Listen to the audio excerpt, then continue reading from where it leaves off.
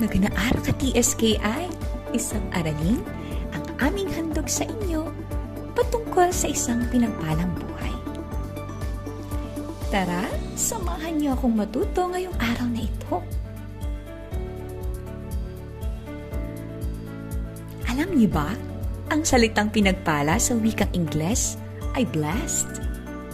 Mula ito sa salitang Makarios, na ang literal na kahulugan ay happy o masaya. Madalas ang kasiyahan ay ibinabatay ng tao sa kung ano ang nangyayari sa kanyang paligid. Halimbawa, masaya tayo pag may pagtitipon o handaan tulad ng birthday. Ngunit ang kasiyahan ay panandalian lamang. Maaring matapos din ang pagiging masaya. Maaari din nating pag-isipan. Kapag masaya ba ang tao, ay nangangahulugang siya ay pinagpala? May isang kwento. Isang nanay ang gustong maganda dahil pista sa kanilang barangay. Nag-imbita siya ng maraming kakilala, kaibigan at mga kamag-anak. Naku, itong nanay na ito. Kulang ang kanyang naipong pera para sa handaan. Ang kanyang ginawa, nangutang ng 5,000 sa 5-6. Isang malaking handaan ang naganap. Maraming pagkain at ang mga tao ay nagkakasiyahan. May baon pang nauwi ang mga bisita.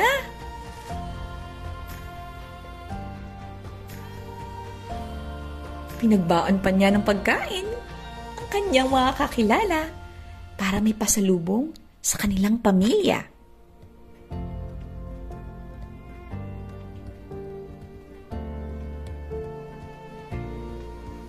Natapos ang pista, tapos na rin ang kasiyahan. Umpisa na sa pagbabayad sa mga pagkakautang. Ano sa tingin ninyo ang nangyari? Masaya pa rin kaya ang mga sumunod na araw para sa nanay na ito? Ang pinagpalang buhay ay hindi nakasalalay sa pansamantalang kasiyahan, kundi sa panloob na kasiyahan o ang tinatawag na pagiging kontento sa buhay. Kung ibabatay sa panlabas ang pagiging kontento, hindi ito matutugunan sapagkat likas na sa tao ang hindi makontento sa kung ano ang mayroon siya. Sa mga may kaya, mabilis nila napapalitan ang mga gadget, gaya ng cellphone o kaya mga gamit sa bahay. Basta may lumabas na bagong modelo, gusto ng tao na magkaroon siya ng gayon. Kaya nga kapag hindi iyon nangyari, ang kasiyahan ay nawawala. At TSKI, tandaan na ang batayan ng buhay na pinagpala ay ang katiyakan na mayroong kasiyahan sa anumang bagay na mayroon siya.